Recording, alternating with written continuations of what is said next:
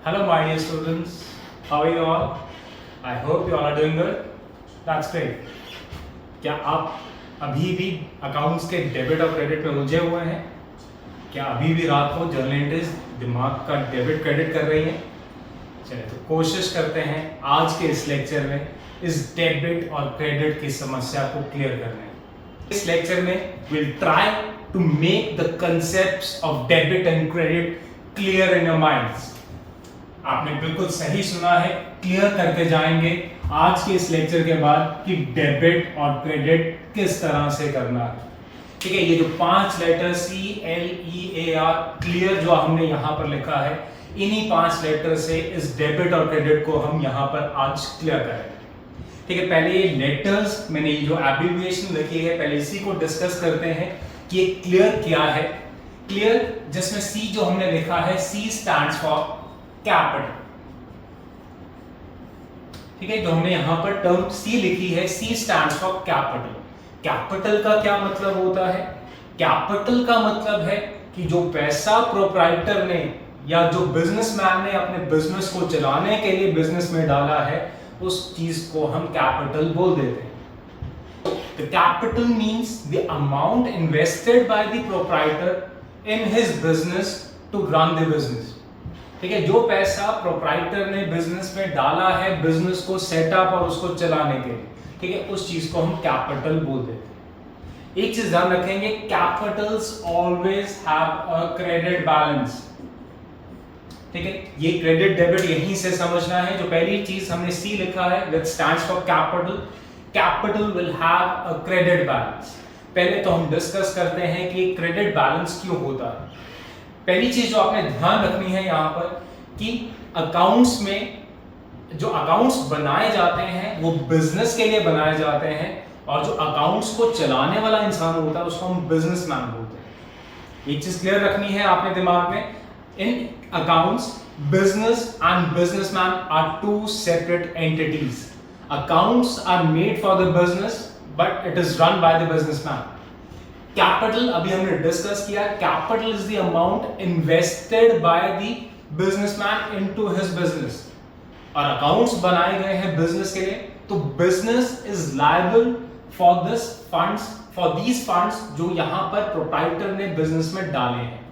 ठीक है, ये प्रोप्राइटर का पैसा है जो बिजनेस में डाला गया है उसको चलाने के लिए, तो बिजनेस लायबल है ये पैसा उस प्रोप्राइटर को वापस करने के लिए, इसीलिए इसको हम लायबिलिटीज भी बोल देते हैं। तो capital is a liability for the firm and every liability, जो भी हम आगे L की बात करेंगे, चलिए मैं लिख देता हूं साथ के साथ, L stands for liabilities. Liabilities means all the obligations owed by the firm to any other party. कुछ भी पैसा जो फर्म ने किसी आउटसाइड पार्टी को पे करना है या अपने ही किसी मेंबर को, जैसे हमने यहाँ प्रोप्राइटर की बात किया, उसको कुछ पे करना है बिजनेस ने वापस, तो ऐसी सारी चीजों को हम लायबिलिटीज बोल देते हैं। तो मैं अभी आपको बता रहा था कैपिटल इज आल्सो लायबिलिटी, क्योंकि वो जो पैसा है वो प्रोप्राइटर का है और business is liable to pay him back the amount he has invested in the business. तो liabilities also have a credit balance. ठीक है, ये चीज आपने और ध्यान रखनी है, लायबिलिटीज का भी क्या होता है, क्रेडिट का बैलेंस होता है। तो अगर कैपिटल भी लायबिलिटी है, इसलिए इसका बैलेंस में हमने क्या बोला है, क्रेडिट बैलेंस बोल दिया गया। ठीक है, तो ध्यान रखेंगे लायबिलिटीज, कुछ एग्जांपल्स की बात करते हैं। बैंक लोन आपके लायबिलिटीज हो सकती हैं, क्रेडिटर्स हो सकते हैं। क्रेडिटर्स वो सारे इंसान हैं जिससे आपने कुछ सामान क्रेडिट पे खरीदा है, तो आप लायबल हैं आप उसकी पेमेंट करने के। ठीक है, तो वो लायबिलिटीज हो गई। आउटस्टैंडिंग एक्सपेंसेस आपके हो जाते हैं, इनकम्स रिसीव्ड इन एडवांस हो जाती हैं, बिल्स पेबल हो जाते हैं, बैंक ओवरड्राफ्ट्स हो जाते हैं, डिबेंचर्स हो जाते हैं, तो ये सब लायबिलिटीज हैं जो एक फर्म में हो सकती है। ठीक है, तो आपने ध्यान रखना है capital is a liability and any other liability, जो अभी मैंने आपको कुछ एग्जांपल्स दिए हैं, every capital and every liability will have a credit balance. ठीक है, ये चीज ध्यान रखेंगे। तो हमने क्लियर टर्म के दो एब्रिविएशंस या दो लेटर्स को यहाँ पर डिस्कस किया है, C which stands for capital, L which stands for liabilities। ठीक है, both the capital and your liabilities have a credit balance। E की बात करते हैं, E stands for your expenses or losses। ठीक है। ई स्टैंड्स फॉर योर एक्सपेंसेस और losses. पहले हम डिस्कस करते हैं एक्सपेंसेस या लॉसेस किसको हम बोलते हैं। एक्सपेंसेस वो सारे खर्चे जो आपने डे टू डे ऑपरेशंस या बिजनेस को चलाने के लिए किए हैं, उन सारी चीजों को या उन सारे खर्चों को हम टर्म दे देते हैं अकाउंट्स में, दैट इज द एक्सपेंसेस। ठीक है। तो expenses are the amounts which have been paid to carry out the day to day operations of a business. For example printing, stationery, postage, telegram, electricity expenses, advertisement expenses, salesman commission, salesman expenses, bad debts, advertisement, any of the given expense। ठीक है। जो भी खर्चा हमने अपने business को चलाने के लिए किया है उसको हम टर्म कर देते हैं एक्सपेंसेस। लॉसेस क्या हो सकते हैं, हमने जैसे बैड डेट्स, हमने क्रेडिट पे सामान बेचा था, सामने वाली पार्टी ने पैसा देने से मना कर दिया, तो that is a loss to the firm. Depreciation is loss in the value of fixed assets due to its use or obsolescence। ठीक है। और आपके लॉसेस क्या हो सकते हैं, आपने कोई फिक्स एसेट या कोई इन्वेस्टमेंट बेची है जो आपने बिजनेस में की हुई थी, ठीक है, और उसको लॉस पे आपको बेचना पड़ रहा है, तो वो आपके लॉसेस हो सकते हैं। तो ये कुछ एग्जांपल्स हैं जो एक्सपेंसेस एंड लॉसेस के हो सकते हैं। तो अगली चीज जो आपने ध्यान रखनी है, एवरी एक्सपेंस और any of the losses have a debit balance in the account. ठीक है। तो ये आपने ध्यान रखना है, each of the given expenses or losses have a debit balance in account। तो ये जो नेक्स्ट टर्म हमने E लिखी है, E stands for expenses and losses which have a debit balance। Next हमने जो A लिखा है, A stands for all the assets। ठीक है। इसका डेबिट क्रेडिट करने से पहले हम ये टर्म एसेट्स को डिस्कस करते हैं। What are the assets? Assets वो सारी चीजें हैं जो मेरी हैं या मैंने किसी से रिसीव करनी है। मैंने जो आपने आपको बोला है, मैं मींस यहां पर मैं बिजनेस की बात कर रहा हूं। ठीक है। Every property, everything which is owned by the business or anything which is receivable by the business from any other party, that becomes the asset of the given business। For example, assets आपके क्या हो सकते हैं, आपका land हो सकता है, आपकी बिल्डिंग हो सकती है, आपकी प्लांट एंड मशीनरी हो सकती है, आपका फर्नीचर हो सकता है, आपके एसीज हो सकते हैं। ऐसी जितनी भी चीजें हैं वो आपके एसेट्स हैं। और एसेट्स आपका स्टॉक हो सकता है, आपके डेटर्स हो सकते हैं। डेटर्स वो सब हैं, लोग हैं जिनको आपने क्रेडिट पे सामान बेचा था और उनसे आपने पैसा वापस रिसीव करना है।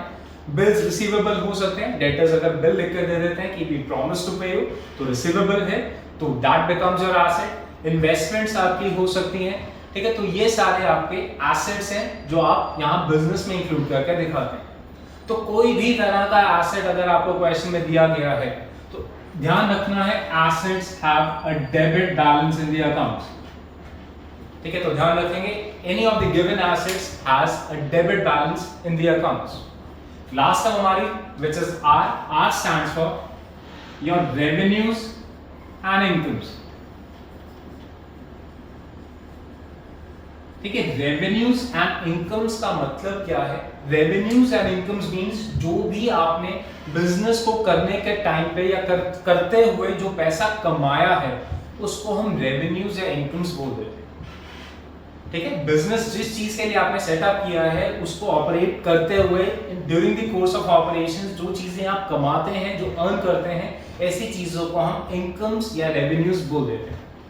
ठीक है जी। ये चीज ध्यान रहे कि जैसे सेल्स हो सकती है आपकी, आपका इंटरेस्ट रिसीव्ड हो सकता है, डिविडेंड रिसीव्ड हो सकता है, profit on sale of any of the fixed assets and investments हो सकता है, कमीशन रिसीव्ड हो सकता है। तो ऐसे जितनी भी चीजें हैं जो आपने रिसीव की हैं या कमाई है during the course of operations of the business, इनको हम रेवेन्यूज या इनकम्स बोल देते हैं। तो अगली चीज जो आपने ध्यान रखनी है, एनी ऑफ द रेवेन्यूज और any of the incomes will have a credit balance in your accounts. ठीक है। तो ये 5 टर्म्स CLEAR क्लियर जो हमने लिखा है, which stands for capital, liabilities, expenses, assets and your revenues। ये 5 टर्म्स आप समझ लीजिएगा, वो आपका डेबिट और क्रेडिट का बहुत खत्म हो जाएगा। ठीक है। डेबिट और क्रेडिट बिल्कुल आसानी से आप करने लगेंगे अगर आप ये 5 टर्म्स को समझ लेते हैं। ठीक है। फटाफट से वापस इसको एक बार रिवाइज कर लेते हैं। कैपिटल, जो पैसा बिजनेसमैन ने अपने बिजनेस में लगाया था, लायबिलिटी है बिजनेस के लिए क्योंकि उसने वापस करना है, और अभी हमने डिस्कस किया every liabilities have a credit balance, तो capital will have a credit balance. Liabilities, any obligations by the business or amount owed by the business to any of the parties outside, ठीक है, उसको हम liabilities बोल देते हैं। ठीक है। जो liabilities every liabilities will have a credit balance. तो अगली चीज L, liabilities that have a credit balance. उसके बाद हमने E लिखा था which stands for expenses और losses. एक्सपेंसेस वो सारे खर्चे जो आप बिजनेस को चलाने के लिए करते हैं उनको हम एक्सपेंसेस बोल देते हैं, और every expense in the accounts has a debit balance. ठीक है, नेक्स्ट हमने एसेट्स के लिए लिखा है। एसेट्स वो सारी चीजें हैं जो बिजनेस की हैं या जो बिजनेस ने किसी से रिसीव करनी है, उनको एसेट्स बोल दिया जाता है। And every of the given assets has a debit balance in the accounts. ठीक है, आर लास्ट वाला जो टर्म आर हमने बोला revenues and incomes. Revenues and incomes वो चीजें हैं जो फर्म कमाता है during the course of operations of the business. Every revenue and every income will have a credit balance in the accounts. इतना सा समझ लीजिएगा, अकाउंट्स का डेबिट क्रेडिट बिल्कुल आपके फिंगर टिप्स पे होगा और आपके दिमाग में बिल्कुल क्लियर हो जाएगा। ठीक है, एक चीज ध्यान रखनी है, ये तो आपको पता होना जरूरी है, बट ये चीज आप सेग्रीगेट करना जरूरी है। आपको समझना है कि क्या चीज कैपिटल है, क्या लायबिलिटी है, क्या एक्सपेंस है, क्या एसेट है, क्या आपके रेवेन्यूज हैं। अगर आप ये चीजें सेग्रीगेट कर लेते हैं तो मेरे ख्याल से इस लेक्चर के बाद आप डेबिट और क्रेडिट में तो गलती नहीं करने वाले। ठीक है, तो मैं आपको बताने लगा था क्रेडिट वाली चीज को अगर हम और क्रेडिट करते हैं, इसका मतलब है we are increasing that given value. ठीक है, ये चीज ध्यान रखेंगे। If we are crediting a credit value, it means we are increasing that value. And vice versa, अगर हम किसी क्रेडिट वाली चीज को डेबिट कर देते हैं, इसका मतलब है we are reducing that value. ठीक है, तो अगर आपको लगता है कि किसी जर्नल एंट्री में लायबिलिटी बढ़ रही है या क्रेडिट बैलेंस बढ़ रहा है, आपने उसको और क्रेडिट करना है। अगर आपको लगता है उस जर्नल एंट्री में वो क्रेडिट वाली चीज कम हो रही है, तो उसको आप डेबिट करते हो। ठीक है, same is the concept with the debit. अगर हम किसी डेबिट वाली आइटम को वापस से डेबिट करते हैं, इसका मतलब है we are increasing that value. अगर किसी जर्नल एंट्री में कोई चीज डेबिट है, या आप उसको ये बोल सकते हैं एक्सपेंसेस हैं या एसेट्स हैं जो डेबिट होती हैं, हमने उनको बढ़ाना है, तो इसका मतलब है हमें उनको और डेबिट करके दिखाना है। एंड अगर मैं किसी डेबिट वाली चीज को क्रेडिट करता हूं, इसका मतलब है we are reducing that given value. तो अगर किसी एंट्री में आपने किसी डेबिट वाली टर्म को कम करना है, तो आप उसको उस जर्नल एंट्री में क्रेडिट करके दिखा दें। इतना सा छोटा सा प्यारा सा कंसेप्ट है डेबिट और क्रेडिट का, इसको समझ लीजिएगा। डेबिट क्रेडिट आपके फिंगर टिप्स पे। I hope this lecture gives you a clear understanding about the concepts of debit and credits of accounts. Until next time, stay connected, keep learning, keep growing. All the best.